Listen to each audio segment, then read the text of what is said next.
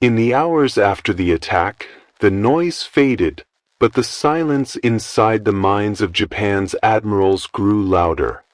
Victory felt too quick, too clean, too easy. Behind the closed doors of smoky conference rooms, words were spoken quietly, words not meant for celebration, but for doubt. Because even in the moment that seemed triumphant, several of them sensed something else forming in the distance, something far more dangerous than the enemy fleet. They had achieved surprise. That much everyone understood. Reports arrived in fragments, carriers returning, pilots exhausted, messages filled with coded confirmations. Officers spoke with the restrained efficiency that defined the Imperial Japanese Navy. But beneath the measured tone, there was an undercurrent, a recognition that something irreversible had just been set in motion. The senior admirals gathered not as victors giving speeches, but as strategists confronting the weight of what had been done.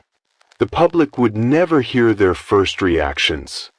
On the surface, the nation would receive images of confidence, banners, headlines, voices declaring destiny. Inside the naval staff, however, the mood was more restrained. What they discussed was not glory. It was consequence. Admiral Isoroku Yamamoto, whose planning had driven the operation, understood the American industrial capacity better than almost anyone in Japan. He had studied in the United States. He had seen factories, shipyards, railways, steel, the machinery of a country capable of rebuilding faster than it could be destroyed. And so when others spoke of tactical success, he spoke softly, almost reluctantly, about time. He is often remembered for a thought attributed to him, not a boast, but a warning. The attack, he suggested, might allow Japan to run free for a period, perhaps a year. But beyond that, he doubted victory could be sustained. Whether those exact words were ever formally recorded, the sentiment reflected his strategic reality. Japan had awakened a force it might not be able to contain. Other admirals echoed variations of the same anxiety.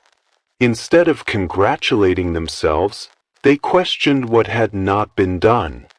American aircraft carriers had not been found. Repair facilities remained. Fuel depots survived. The infrastructure that allowed a navy to fight, and then fight again, still existed. They understood that naval warfare was not decided in a single blow. It was decided in logistics, replacement, endurance, and the will to continue fighting long after the initial shock had faded. And if the United States possessed anything, it was endurance. As conversations continued, the admirals turned to the larger strategic problem. Japan had crossed a threshold from which it could not easily retreat. The decision forced a new reality, one of total commitment. Diplomacy would shrink. Options would narrow. Every future choice would now be made inside the pressure chamber created that day. This realization did not inspire celebration. It imposed responsibility. The room, according to later recollections and memoirs, felt heavy. Maps were not simply plans. They were forecasts of sacrifice, ships, crews, cities, futures. Some officers worried that Japan had been pulled into a long war it could not afford, compelled by momentum and ideology rather than by sustainable strategy. Yet no one could rewind the decision. Orders had been carried out. The empire had moved forward.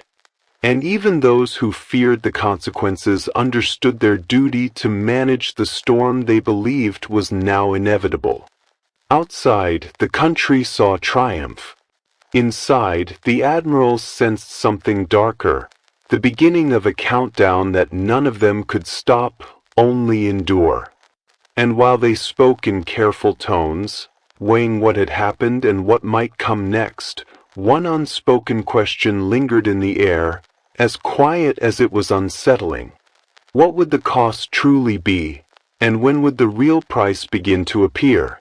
The first reports of damage assessments began arriving from across the Pacific, carried by encrypted cables and translated into terse, technical phrases.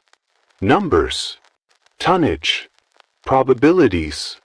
Even in their precision, those figures concealed uncertainty. Inside the naval staff rooms, the tone hardened. Analysis replaced adrenaline. The admirals began dissecting the operation not as a headline, but as a chain of decisions that could not be undone. They reviewed the core objective: disable the U.S. Pacific Fleet long enough to secure Japan's perimeter, seize resources, and force a negotiated settlement. On paper, it had appeared calculated, limited, controlled. In practice, it had triggered something much larger: a total mobilization of an industrial power that did not accept humiliation quietly. What troubled many senior officers most was the gap between tactical success and strategic outcome.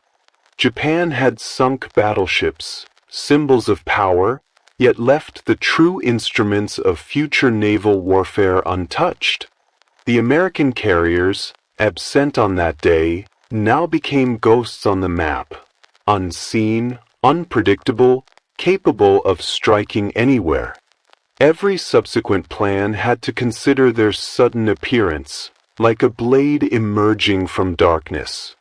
Some admirals argued that the operation should have included a third wave aimed at dry docks, repair shops, fuel storage, and logistical lifelines. Others countered that lingering longer risked counterattack and attrition. The debate exposed a deeper fracture: caution versus boldness, preservation versus escalation. Underneath the technical arguments lay a more fundamental fear. Japan had forced the United States into a war defined not by a single battle, but by replacement rates, production capacity, and maritime corridors stretching thousands of miles. Admiral Yamamoto, according to later recollections, pressed this point with quiet insistence. He explained that defeating ships was not the same as defeating a nation. Factories, not fleets, would decide who endured. Japan could win engagements, but could it win time? Others, steeped in doctrine and tradition, believed morale and spirit might compensate for material disadvantage. They referenced past conflicts, decisive victories, moments when bold action had changed outcomes. But as the room studied charts of ship construction, merchant tonnage, and oil consumption, those arguments began to feel less like strategy and more like hope. The admirals also confronted a second reality. Attacking Pearl Harbor had unified American political will. Before the operation, U.S. opinion had been divided, cautious, hesitant about entering broader conflict. After the attack, hesitation evaporated. The enemy now possessed something powerful: clarity. And clarity, they understood, could fuel relentless mobilization. Japan, by contrast, had committed itself to a war on multiple fronts: China, Southeast Asia, the Pacific, stretching resources while relying on assumptions that events would move quickly, decisively, and in Japan's favor. But wars rarely obey assumptions. As the night sessions continued, the conversation turned inward. Had they underestimated the long-term implications? Had operational brilliance masked strategic overreach? No one spoke loudly. Voices were measured, formal, restrained by rank and culture. Yet behind the composure, doubt worked its way silently through the discussions, like water seeping through the seams of a hull. Memoirs later described an atmosphere less of triumph than of maturity, men aware that they stood inside a decision whose consequences extended beyond their control. They did not collapse into fear. They did not celebrate. They calculated. They accepted. Still, there was an awareness forming, uneasy and undeniable. Japan had opened a door that would not easily close, and whatever lay beyond it would demand sacrifices measured not in days, but in years. And as the admirals left the room, stepping into hallways lit by narrow lamps, walking past maps covered with pins and penciled arrows, one thought followed many of them, quiet and persistent. If the first strike had not ended the enemy's ability to fight, what would be required next? By the time winter meetings gave way to spring briefings, the tone within the high command had shifted again. The initial debates about tactics and targets evolved into something deeper, a reckoning with momentum. Events were moving forward faster than any one admiral could fully control. Japan was now advancing across vast distances. The Philippines, Malaya, the Dutch East Indies, islands scattered like stepping stones across the Pacific. Each gain looked impressive on maps. Arrows curved outward, growing longer.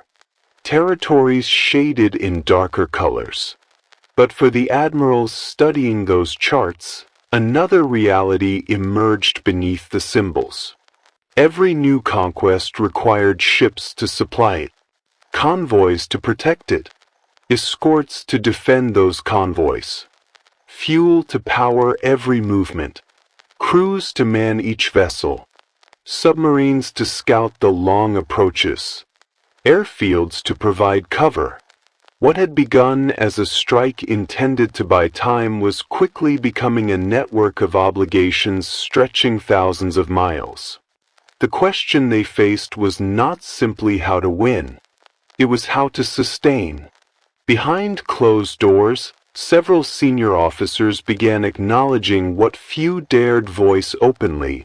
Japan was now operating at the outer limits of its logistics. The Navy could fight. The air wings could strike. The soldiers could advance. But the ability to maintain this expanding perimeter day after day, month after month, was fragile. Fuel was the first shadow rising over the discussions. Oil had been one of the core motivations behind expansion into Southeast Asia. But capturing oil fields was not the same as exploiting them. They needed engineers, refining capacity, secure shipping, and protection from submarines. Tankers became lifelines and targets. Once lost, they could not be easily replaced. Another issue surfaced quietly in the briefings: training. Japan's naval aviators were among the most skilled in the world, experienced, disciplined, lethal. Yet their training pipeline was long and selective. Replacements could not be produced quickly. Every ambitious operation risked not only equipment, but irreplaceable human capital. Once those pilots were gone, the doctrine built around elite proficiency would be difficult to sustain. Admirals who had once argued confidently for decisive strikes now found themselves forced into more cautious calculations. They knew that a navy could survive losing ships. It could not survive losing the ability to regenerate. Meanwhile, intelligence reports brought unsettling clarity. American shipyards were accelerating. New carriers, destroyers, cruisers, announced, authorized, laid down, were entering construction at a pace unmatched in naval history. Factories were converting, expanding, reorganizing. The United States was treating the war not as a limited campaign, but as a national project. The admirals compared production charts. The lines were stark. One nation's output rose sharply, the others plateaued. Inside planning meetings, voices hardened. Discussions became more technical, less celebratory, driven by grim arithmetic, sortie rates, attrition curves, replacement intervals, convoy losses. Each calculation asked the same question in different language. How long before the balance shifts? For some officers, the answer seemed inevitable. Not immediate, not tomorrow, but approaching. Yet even as doubts matured, duty required composure. They continued drafting operations, revising strategies, pushing forward. The role of senior command, as several later reflected, was not to surrender to fear, but to manage risk within limits that reality imposed. Still, one topic began surfacing with greater frequency: the search for a decisive battle. Influenced by naval doctrine and historical precedent, some believed that only one overwhelming confrontation, carrier against carrier, fleet against fleet, might reset the trajectory before American strength fully matured. If Japan could destroy enough U.S. forces in one stroke, perhaps negotiations might still be possible. Others warned that such thinking carried its own danger. To seek decisiveness too aggressively was to gamble with the very core of the fleet. A failed attempt would not simply damage Japan's position. It could unravel it entirely. The tension between these perspectives did not erupt into argument. It settled instead into an atmosphere of quiet unease, a recognition that every future decision would be taken under tightening constraints, with diminishing room for error. And as the admirals left another long meeting, stepping past sand tables, charts, and rows of pins marking distant seas, the same thought pressed at the edges of their awareness. If momentum itself was becoming the enemy, how much time remained before it turned fully against them? By mid-campaign, the war no longer felt like an expanding horizon. It felt like a tightening circle. Reports from distant sectors arrived with greater regularity: submarine attacks on merchant shipping, growing American air activity, stronger resistance around key islands. None of these messages alone signaled disaster, but together they formed a pattern that senior admirals could not ignore. The United States was adapting. What had once seemed asymmetric, strike, withdraw, disappear, was becoming contested. Radar appeared on enemy ships and airfields. Anti-submarine techniques improved. Carrier task groups began maneuvering with precision and confidence. The ocean itself, once perceived as Japan's protective moat, was turning into a vast arena where technology and numbers began to matter as much as courage. Inside the planning rooms, the tone grew more analytical, even somber. Strategists assessed attrition curves with increasing care. Aircraft lost in operations were now harder to replace with equally trained crews. Fleet carriers required lengthy repairs after battle damage, taking them out of rotation when they were needed most. Destroyers wore down escorting convoys across ever longer sea lanes. Every new initiative required trade-offs, resources pulled from one theater to support another, leaving gaps that opponents could exploit. Discussions often returned to a recurring question: had Japan defined its strategic objective clearly enough? At the outset, there had been talk of shock, of forcing the United States to hesitate, to negotiate, to accept a new balance in the Pacific. But as operations expanded, the objective seemed to shift from negotiation to preservation, and then from preservation to survival of hard-won gains. The admirals recognized the danger in this gradual drift. When goals blur, decisions become reactive. Strategy becomes a series of responses rather than a deliberate path. Admiral Yamamoto, still an influential voice, continued pressing his view that time was the decisive variable. Every month that passed without a decisive diplomatic settlement favored the United States. Every convoy sunk, every tanker lost, every veteran pilot killed carried weight beyond the tactical ledger. These costs accumulated. They compounded. Not everyone agreed with his conclusions, but few disputed his arithmetic. Intelligence estimates deepened the anxiety. American shipyards, working around the clock, were beginning to deliver new classes of carriers and escort vessels. Air crews trained in expanding programs, standardized and accelerated. Industrial power was being turned into strategic flexibility. The admirals saw the approaching curve.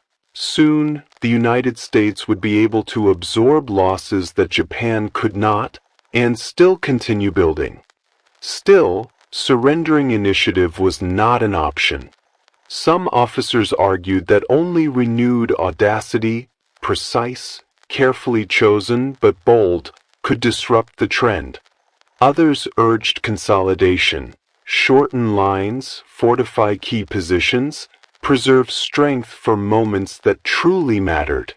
Beneath both arguments, however, was a growing recognition that Japan could no longer fight on terms of its own choosing everywhere at once. The psychological strain was subtle but constant. Meetings stretched late into the night. Maps were revised, then revised again. Reports from frontline commanders carried a different tone now, respectful, professional, but tinged with realism. Supplies were thinner. Aircraft maintenance was harder. Enemy intelligence seemed faster. And yet, outwardly, composure remained. The admirals did not speak of despair. They spoke instead of contingencies, risk thresholds, fallback lines. They framed concern as calculation. But behind their disciplined language sat a shared awareness. The longer the war lasted, the heavier the burden would become on every sailor, every pilot, every civilian tied to the machinery of conflict. Then came the discussions that would shape the next phase. Conversations about where and when to draw the enemy into the kind of battle doctrine had long prepared them for. A decisive engagement, they believed, might still reset the balance. If it could be fought under carefully crafted conditions, near bases that allowed replenishment and recovery, with reconnaissance advantages and prepared traps. The theory was seductive. It promised control in an environment that increasingly felt uncontrollable. But theory, they knew, does not always survive contact with reality. And as committees adjourned and officers stepped quietly into the night air, the city dimmed under blackout, the harbor reflecting only faint light, another thought began forming in the minds of several leaders. In seeking the one battle that might change everything, were they also risking the battle that could change everything in the opposite direction? The search for the decisive battle began to crystallize into concrete proposals. War games were conducted. Charts laid across long tables. Models of ships slid along painted maps to simulate wind, distance, and timing. Senior officers watched quietly as younger planners demonstrated sequences of engagement. Lure the American carriers forward, strike them when they were exposed, then destroy whatever remained with overwhelming force. On paper, the scenarios looked elegant. In practice, they depended on precision and on assumptions that could not be guaranteed. Intelligence officers emphasized that the United States was now reading oceans differently. Reconnaissance aircraft, submarines, and radio interception gave the enemy broader awareness than before. Surprise, once Japan's greatest advantage, was becoming harder to achieve. Even so, the plan continued to evolve, driven not only by confidence, but by necessity. Without a major victory, the balance would continue sliding away. The admirals debated location. They needed a place far enough forward to compel American reaction, yet close enough to retain logistical support. A base that, if threatened, would force the enemy to commit carriers to defend it. Somewhere with symbolic and strategic weight. As they discussed options, a theme recurred: control the narrative, draw the United States into a trap, then end the carrier threat in one concentrated strike. Beneath the operational diagrams, however, another conversation persisted, quieter, more philosophical. What if the decisive battle failed? No one asked the question bluntly, but traces of it appeared in the margins of memos, in the slightly longer pauses during briefings, in the careful language used when officers assessed risk. Japan was preparing to gamble its most valuable assets, ships, air crews, doctrine, and reputation, on a single orchestrated encounter. Victory might set the clock back. Defeat could accelerate everything they feared. Pilots trained relentlessly for the coming engagements. Deck crews rehearsed recovery and relaunch cycles. Anti-aircraft teams refined procedures. The Navy was sharpening itself for a confrontation it believed was inevitable. Yet as preparations intensified, the logic of attrition remained unchanged. Every loss would be harder for Japan to replace than for its adversary. Logistics officers submitted increasingly sober reports. Fuel allocations narrowed. Maintenance cycles extended. Spare parts arrived slower than scheduled. In some commands, improvisation replaced standard supply chains. None of this guaranteed failure. The Navy was still formidable, disciplined, and capable, but the strain was beginning to show, not in headlines, but in the fine print of internal documents. Meanwhile, intelligence on American industry continued to paint a stark picture. New carrier groups were forming. Pilot training pipelines expanded. Airborne tactics evolved. The U.S. Navy was learning from mistakes with remarkable speed, integrating experience into doctrine almost as soon as it was gained. The admirals watched this transformation with professional respect and with concern. A decisive battle was no longer simply an opportunity. It felt increasingly like an appointment, one neither side could avoid. Japan sought to shape it. The United States, even if unaware of the full design, was moving toward it with growing confidence. Inside one particularly long meeting, a senior officer summarized the emerging dilemma with restrained clarity. The only way to regain initiative was to fight a battle so favorable that it changed perception, not just position. But to create such conditions, Japan would have to risk the very instruments needed to survive if the gamble failed. The tension between theory and reality tightened. War games occasionally produced outcomes that were uncomfortable. Sometimes the hypothetical Japanese fleet lost. When that happened, staff officers quietly adjusted assumptions, repositioning reconnaissance, altering timing, increasing concentration of forces, to see if the result could be improved. The exercise continued not because it was naive, but because the alternative was unthinkable, accepting that time itself had already decided. Even so, the unease lingered. Those who had foreseen a long war understood that decisive battles are rarely controlled entirely by one side. Weather, miscommunication, incomplete intelligence, human error, all could intrude at the worst possible moment. And in a war where margins were narrowing, small mistakes could evolve into strategic consequences. As preparations advanced, the admirals carried themselves with composure, outwardly confident, inwardly measured. They knew the coming confrontation would shape not only fleets, but the future trajectory of the entire conflict. And as they signed off on plans, watched exercises, and reviewed final memoranda, a subtle realization hovered over the discussions. In trying to force history toward a single moment, were they also placing everything they had left on the edge of that moment? The confrontation that the admirals had discussed for months did not arrive as a single dramatic revelation. It emerged through fragments, sightings, intercepted signals, reconnaissance reports that hinted, then confirmed, then narrowed the picture. The ocean, vast and indifferent, slowly revealed two fleets moving toward the same stretch of water. What followed would later be analyzed in war colleges, dissected in memoirs, and retold in histories.